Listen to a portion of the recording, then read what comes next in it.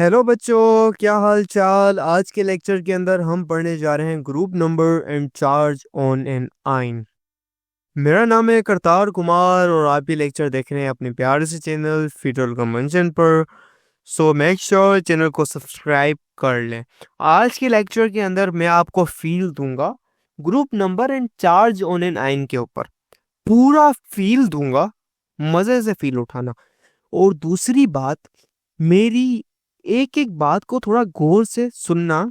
मैं बोल क्या रहा हूँ, खुद एज्यूम नहीं कर लेना, किसी भी कंक्लूजन पर खुद नहीं आ जाना। क्यों? अगर आज की बात अगर आपने खुद अपना दिमाग चला के सोचने की कोशिश की ना, मतलब ये चीज ऐसे है तो ये चीज ऐसे होगी, खुद एज्यूम कर लें, तो फर्स्ट ईयर में आके आप कहेंगे, आप मुझे लिटरली बोलेंगे, यार सर ने तो गलत पढ़ाया, सर ने तो बताया नहीं,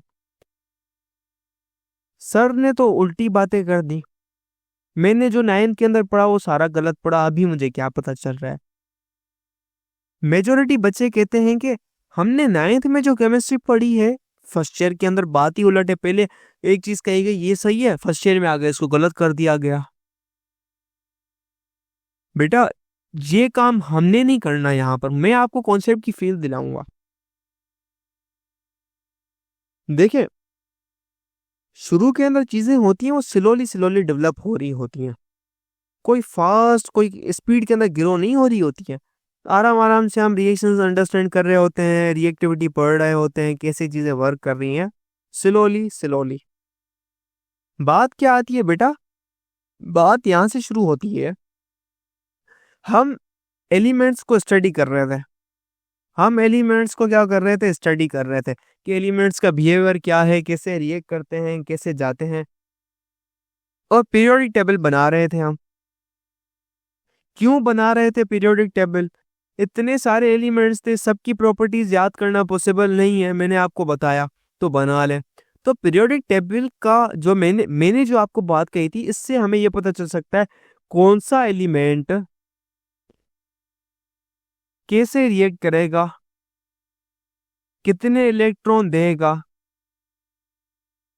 मैंने आपको कहा कि कितने इलेक्ट्रॉन देगा, ये भी बताएगा हमें ये मॉडर्न पीरियोडिक टेबल। देगा या लेगा, सब कुछ बताएगा हमें। और सबसे इम्पोर्टेंट बात, हमने इस चैप्टर की ग्रैंड टेस्ट का जो प्रैक्टिस टेस्ट है उसका लिंक हमने डिस्क्रिप्शन में डाल दिया है। आप डिस्क्रिप्शन में जाकर ये ऊपर पहला लिंक है प्रैक्टिस ग्रैंड टेस्ट को, यहाँ पे जाएं और सॉल्व करें और प्रैक्टिस करें। यहाँ से आपने अगर प्रैक्टिस कर ली, आपके एग्जाम्स के अंदर MCQs के अंदर 100% मार्क्स गारंटेड है।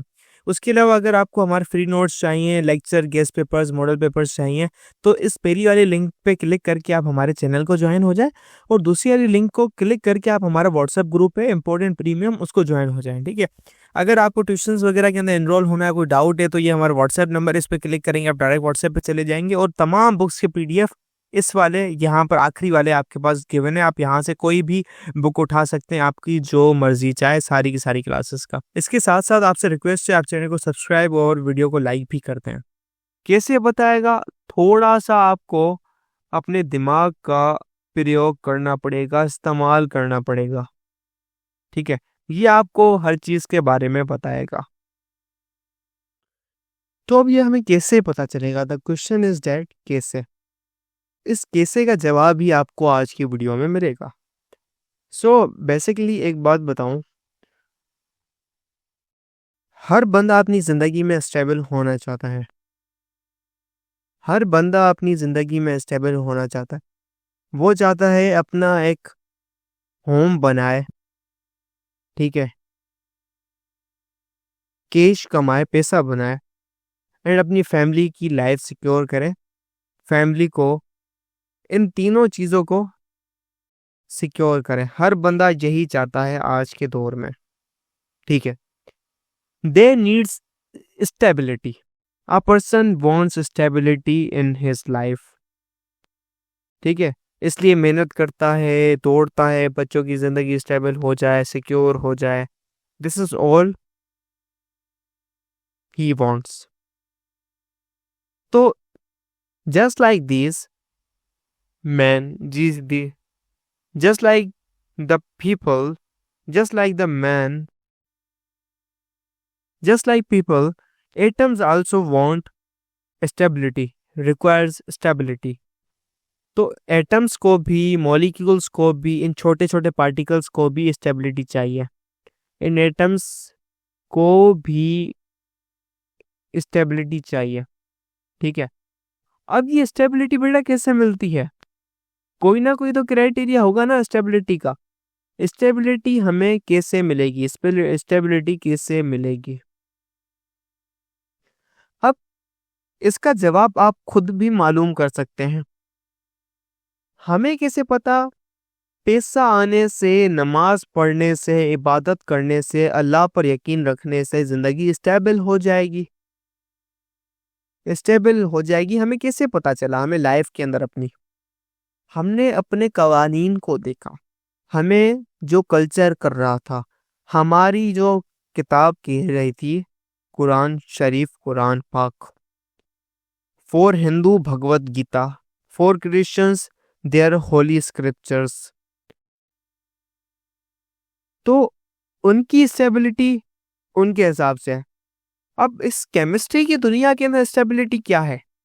फेडरल बोर्ड के एनुअल एग्जाम्स का डर है, लेकिन ये नहीं पता कि तैयारी कहाँ से करनी है। दूसरी बात, ये नहीं पता कि एग्जाम के अंदर सवाल का जवाब लिखना कैसे है, कैसे सेंटेंसेस को फॉर्म करना है, कैसे हमें फुल के फुल मार्क्स मिले। तो भाई घबराना किस बात से? हमारी बैच इसी प्रॉब्लम को तो सॉल्व करने आई है। तो आप भी हमारे बच्चों की तरह 97.8 परसेंटेज ला सकते हो, 98.27 परसेंटेज ला सकते हो। फातिमा की तरह, अगली फातिमा आप बन सकते हो। आप 505 मार्क्स ले सकते हो आउट ऑफ 520। अच्छा जी, कैसे? हम आपको सिखाते हैं कि एग्जाम के अंदर लिखना कैसे होता है, ग्रैंड टेस्ट प्रोवाइड करते हैं। देखिए जी, हमारे पास है पाकिस्तान की one of the best faculty. आप कोई भी सब्जेक्ट लेना चाहें, आपका जो दिल करे, आप सारे सब्जेक्ट्स लें, सिर्फ और सिर्फ 3,000 रुपये में पूरे साल में।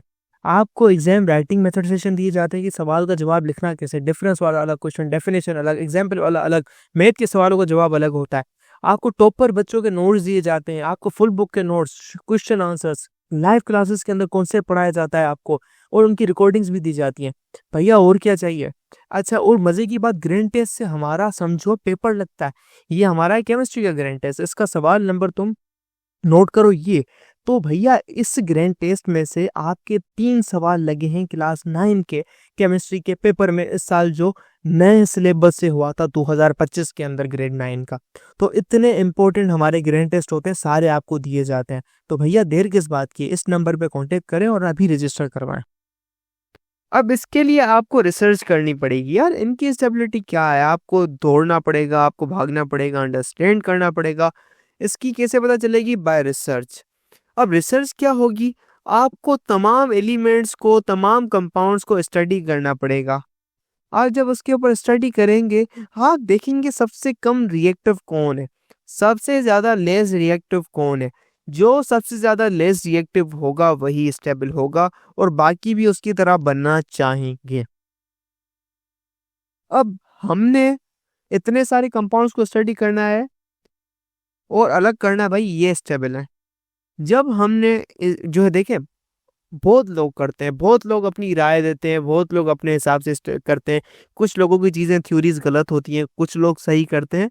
उस वक्त के अंदर ये पता चला कि जो एक ग्रुप है, 18वां एक ग्रुप, 18 एक ग्रुप, जिसको हम एटे ग्रुप भी कहते हैं, 18th ग्रुप है जिसको हम एटे ग्रुप भी कहते हैं, नोबल गैसेस का, एनजी का, नोबल गैसेस को, ये जो गैसेस है noble gases, helium, krypton, argon, neon, ये आखिरी वाला जो ग्रुप है, ये बहुत ज्यादा स्टेबल है। ये लेस रिएक्टिव है, बहुत ही ज्यादा लेस रिएक्टिव है। Less reactive, it directly means more stable. Less reactive यानी मोर स्टेबल। ये मोर स्टेबल है, मतलब बाकी चीजें भी इसकी तरह बनना चाहेंगी, इसकी तरह लेवल पर पहुंचना चाहेंगी। अब वो लेवल क्या होगा? वो होगा इलेक्ट्रॉनिक कन्फिगरेशन का लेवल। भाई इलेक्ट्रॉनिक कन्फिगरेशन कैसे होगी? इलेक्ट्रॉन्स उस आखिरी जो अरेंजमेंट होगी वैलेंस शेल की, इसके जैसी होगी, वही स्टेबिलिटी पहुंचाएगा। इन तमाम के अंदर एक चीज कॉमन है, इनके आखिरी वैलेंस शेल के अंदर 8 इलेक्ट्रॉन पाए जाते हैं, और शुरू वाले हीलियम का जो एक एक्सेप्शनल केस है जिसके अंदर 2 इलेक्ट्रॉन पाए जाते हैं। मतलब जो आखिरी शेल होता है, जो लास्ट शेल होता है इन सब के अंदर, लास्ट शेल फुल होता है, कंप्लीट होता है। Last shell complete, full complete होता है। इसका मतलब ये हुआ कि बाकी जो एलिमेंट्स हैं, बाकी जितने भी एलिमेंट्स हैं वो अपने बाकी जो एलिमेंट्स हैं वो अपने लास्ट शेल को कंप्लीट करने की कोशिश करेंगे, वो अपना लास्ट शेल कंप्लीट करेंगे। लास्ट शेल को हम केमिस्ट्री की जबान में कहते हैं वैलेंस शेल, पूरा करेंगे तभी जाके स्टेबल होंगे। अगर इस वाली स्टेबिलिटी की डेफिनेशन अगर सही है, देखें उस टाइम पे स्टेबिलिटी को इस तरीके से डिफाइन किया जाता था। अगेन कह रहा हूं, मेरी बातों, मेरे अल्फाजों के ऊपर गौर करें। एलिमेंट्स वो अपना वैलेंस शेल पूरा करेंगे, देन वो स्टेबल होंगे। तो इस हिसाब से हमें पता चला कि जो सोडियम है, सोडियम के Na के आखिरी शेल के अंदर एक इलेक्ट्रॉन पाया जाता है और उससे अगले वाले के अंदर 8 इलेक्ट्रॉन, 8 के 8 पूरे होते हैं। मतलब ये जो सोडियम है ये अपना एक इलेक्ट्रॉन बाहर फेंक देगा, इलेक्ट्रॉन को लूज करेगा, फिर ही स्टेबल होगा। और यही हमने सोडियम को Na को करते देखा है। Na सिर्फ अपना एक ही इलेक्ट्रॉन देता है। मतलब हमने जितने भी तकरीबन रिएक्शन उस टाइम पे स्टडी किया, हमें पता चला तकरीबन 95 ऑफ टाइम्स कि उन्होंने अपना आखिरी शेल, वैलेंस शेल पूरा करने की कोशिश की है, तभी जाके वो स्टेबल हुए हैं। तो एलिमेंट्स अपने नियर बाय नोबल गैसेस की इलेक्ट्रॉनिक कॉन्फ़िगरेशन अचीव करना चाहते हैं। तो इससे हमें पता चलता है कि भाई शेल भाई पूरा करना है। अब पहला ग्रुप है, पहले ग्रुप के अंदर तमाम के आखिरी शेल के अंदर एक इलेक्ट्रॉन पाया जाता है, ठीक है। पहले ग्रुप के अंदर आप पहले पीरियड को छोड़ दें, पहला पीरियड थोड़ा स्पेशल है, आप सेकंड से स्टार्ट करें जहां पे जो है सेकंड शेल स्टार्ट हो जाता है। अब सबको 8-8 इलेक्ट्रॉन पूरे करने हैं। ये क्या करेंगे, तमाम के तमाम एलिमेंट्स एक इलेक्ट्रॉन को लूज करेंगे। मतलब पहला जो ग्रुप है वो एक इलेक्ट्रॉन लूज करेगा हमेशा। हाइड्रोजन जबकि एक इलेक्ट्रॉन गेन करेगा। क्यों भाई, हाइड्रोजन का एक ही शेल है, एक इलेक्ट्रॉन उसके पास पड़ा है। अब एक इलेक्ट्रॉन भाई देना पागल है क्या, उसको नियर बाय नोबल गैस की कॉन्फ़िगरेशन चाहिए। नियर बाय नोबल गैस कौन सी है इसके पास, हीलियम। हीलियम है भाई, पीरियोडिक टेबल में तो दूर है लेकिन नियर बाय इसके करीब वही है। इसका एटॉमिक नंबर 1 है, इसका 2 है। हीलियम की क्या है भाई, 1s2 है, इसकी 1s1, 1s1 है। ये एक इलेक्ट्रॉन इसको मिल जाएगा, ये स्टेबिलिटी की तरफ चला जाएगा। तो हाइड्रोजन सिर्फ लेता है इलेक्ट्रॉन, जबकि बाकी इस ग्रुप के एलिमेंट्स देते हैं। इसकी वजह से हाइड्रोजन को कहीं पर बीच में पीरियोडिक टेबल में डाला जाता है, कहीं पे आखिर में डाला जाता है, लेकिन फाइनली अभी तो पहले के अंदर डाला जाता है। हाइड्रोजन का बहुत लंबा किस्सा है, लंबी कहानी है हाइड्रोजन की। अब दूसरे पीरियड के अंदर 2 इलेक्ट्रॉन पाए जाते हैं आखिरी वैलेंस शेल के अंदर, सॉरी दूसरे ग्रुप के अंदर, 2A ग्रुप के अंदर। भाई I am really really sorry, I really apologise. अब 2 इलेक्ट्रॉन देना आसान है भाई, 2 इलेक्ट्रॉन है आखिरी शेल के अंदर, इसके पास 2 चांसेस है, या तो अपनी ये 2 इलेक्ट्रॉन दे दे, या ये जो आखिरी 6 इलेक्ट्रॉन ले ले। या तो 6 इलेक्ट्रॉन ले ले जिससे उसके 8 इलेक्ट्रॉन पूरे हो जाए, या 2 इलेक्ट्रॉन दे दे। 2 इलेक्ट्रॉन को देना आसान है, 6 के लिए ढूंढना पड़ेगा 6 इलेक्ट्रॉन कौन देंगे, 2 तो ये खुद ही दे सकता है। तो ये 2 आसानी से दे देगा, ये 2 इलेक्ट्रॉन दे देगा और शांति से जिएगा जिंदगी। मतलब सेकंड ए वाले 2 इलेक्ट्रॉन देते हैं, थर्ड ए वाले क्या करेंगे भाई, थर्ड ए वाले या तो 5 देंगे, या क्या सॉरी, या तो थर्ड ए वाले क्या करेंगे, अब स्टूडेंट थर्ड ए ग्रुप वाले क्या करेंगे, या तो थर्ड ए वाले 5 इलेक्ट्रॉन्स लेंगे 8 को पूरे करने के लिए। क्यों, क्योंकि इनके पास आखिरी शेल के अंदर 3 इलेक्ट्रॉन पाए जाते हैं, या 3 इलेक्ट्रॉन दे देंगे। तो ये अपने 3 इलेक्ट्रॉन दे देते हैं इजीली। तो इसके पास इलेक्ट्रॉन जो भी चीज देती है ना उसके ऊपर पॉजिटिव चार्ज आता है, +3। भाई जितने इलेक्ट्रॉन देगा उतने नंबर ऑफ प्रोटॉन के जो है ना चार्ज आते हैं उसके ऊपर। 1 इलेक्ट्रॉन दिया +1, 2 दिए +2, 3 दिए +3, लेगा तो नेगेटिव चार्ज आएगा। तो फर्स्ट ग्रुप वाले के ऊपर जो चार्ज आता है वो आता है पॉजिटिव का 1, पॉजिटिव 2, पॉजिटिव 3। फोर्थ वाले क्या कर सकते हैं? फोर्थ वाले या तो, अब बेटा आप बात आ जाती है 4A ग्रुप पर। 4A ग्रुप वाले क्या करते हैं? वो या तो 4 इलेक्ट्रॉन देंगे या 4 इलेक्ट्रॉन लेंगे। इनके लिए दोनों बातें बराबर हैं। तो ये 4 देते भी हैं लेते भी हैं। तो उसके ऊपर जो चार्ज आती है वो आती है +4 -4 भी, दोनों आती है। 5A वाले, भाई 5A वाले की आखिरी शेल के अंदर कितने इलेक्ट्रॉन्स होते हैं भाई? देख लो आप। अब या तो ये 5 को लूज करेगा या 3 को गेन करेगा। क्या आसान है भाई, 5 को देना मुश्किल है, बड़ी एनर्जी डिमांड है। 5 को निकाले घर से, इससे अच्छा है 3 ले ले। तो इसकी वजह से इसके ऊपर चार्ज आता है, मतलब ये 3 इलेक्ट्रॉन को लेता है। -3 आएगा चार्ज इसके ऊपर, इसको 3 नेगेटिव कहा जाता है। ठीक है, -4 नहीं, 4 नेगेटिव। ये कौन से 5A ग्रुप वाले? तमाम के तमाम एलिमेंट्स। 6A वाले, या तो 6A वाले बेटा क्या करेंगे?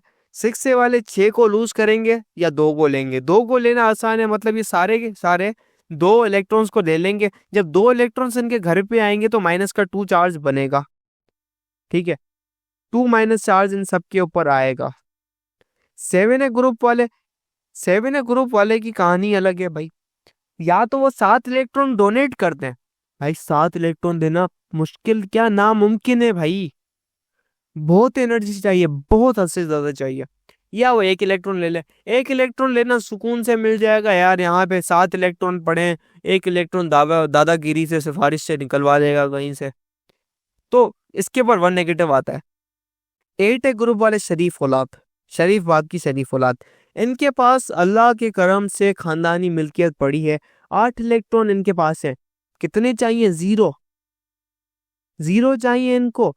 तो इनके ऊपर चार्ज 0 आता है। ये जैसे हैं वैसे ही रहते हैं, कोई चार्ज नहीं है।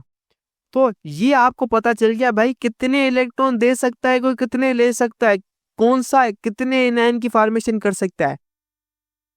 आपको पता चल सकता है NaCl बना सकता है, Mg2Cl बनेगा, क्योंकि इसको MgCl2 बनेगा। इसके बाद 2 इलेक्ट्रॉन है, यहाँ पे 2 लेने वाले चाहिए। सब कुछ पता चल सकता है आपको सिर्फ, और सारे आपको एक का पता चल गया ना, ग्रुप की वजह से सारों का पता चल गया। पहले ग्रुप के सोडियम पोटेशियम सब ये करेंगे, KCl फॉर्म करेंगे। एक ग्रुप की बात सारे ग्रुप में चलती है भाई। सेकेंड ए वाला पूरा ग्रुप सेकेंड ए की तरह बिहेव करेगा, वो एक अलग बात है। बीच बीच में कोई गंद करने वाले आ जाते हैं जो शिरात मुस्तकीम से हट जाते हैं, अपना जो है एक जायलों वाला हुलिया तब बना लेते हैं। भाई तब्दीली आती है, तो इनमें से भी कुछ लोग वेरिएशन शो करते हैं, लेकिन बात जनरल की जा रही है। आपकी 9th क्लास के अंदर जो बात की जा रही है वो जनरल बात की जा रही है, कोई एक्सेप्शन इतना नहीं बात की जा रही। जब फर्स्ट ईयर के अंदर आएंगे एक्सेप्शन को डील किया जाएगा। क्यों? क्योंकि ये बात तब तक की जा रही है जब तक हमें पता है कि नोबल गैसेस ही स्टेबल है। लेकिन जब ये बात तय की गई, इसके बाद हमें कुछ अरसों के बाद पता चला यार एक नोबल गैस है ग्रुप 18A के अंदर क्रिप्टॉन, हमें इसके कंपाउंड्स मिले क्रिप्टॉन्स के। यार क्रिप्टॉन भी रिएक्टिव है बहुत ज्यादा, मतलब नोबल गैसेस भी रिएक्टिव है अच्छी खासी।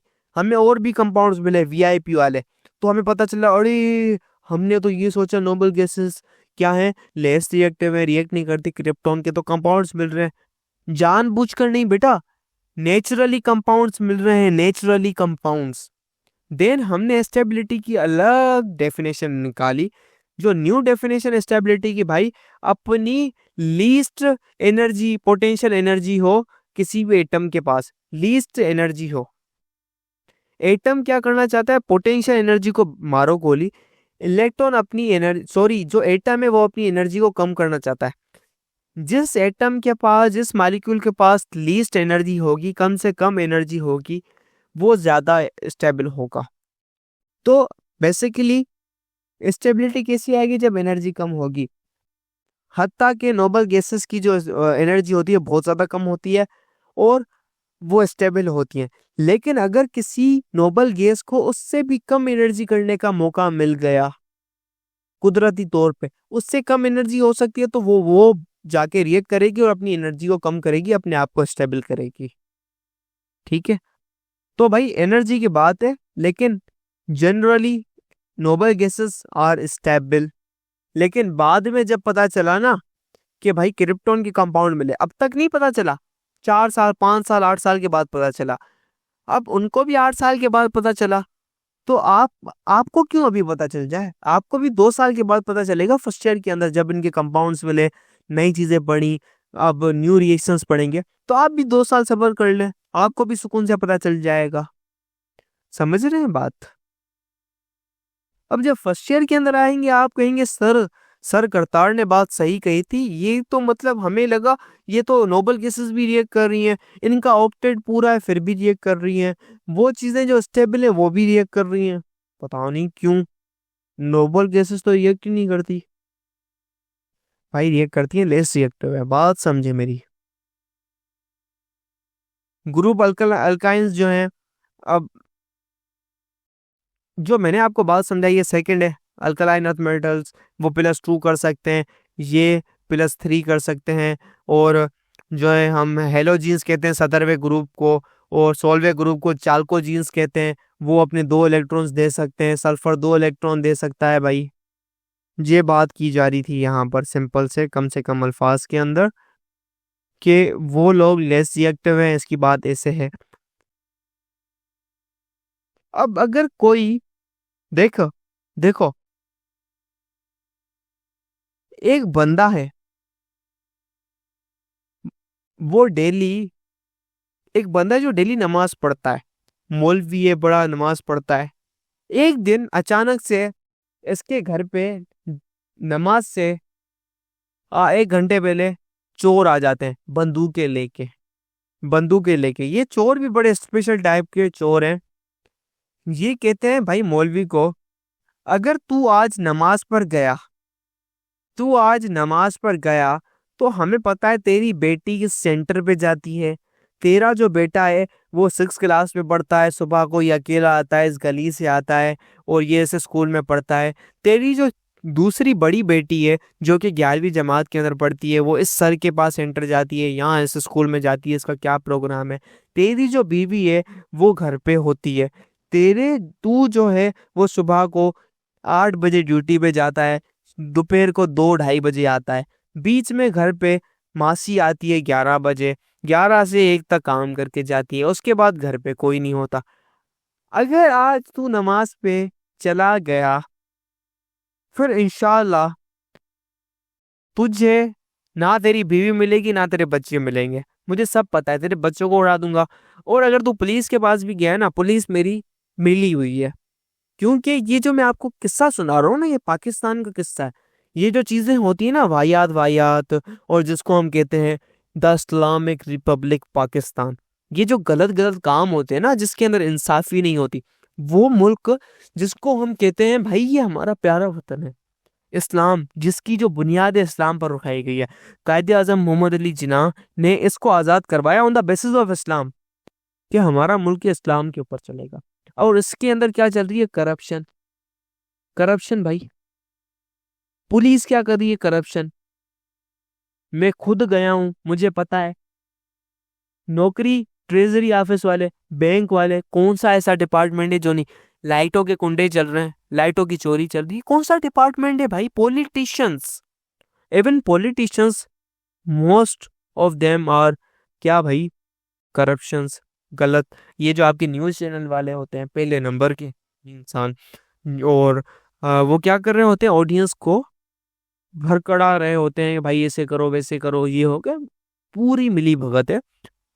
ये बात की जा रही है पाकिस्तान की। अब पाकिस्तान के अंदर भाई तुम पुलिस के पास भी चले जाओ ना, तुम्हारा कुछ नहीं होगा, आज तुम नमाज पे मत जाना। अब ये मौलवी है, इस मौलवी ने 10 साल से नमाज नहीं पढ़ी।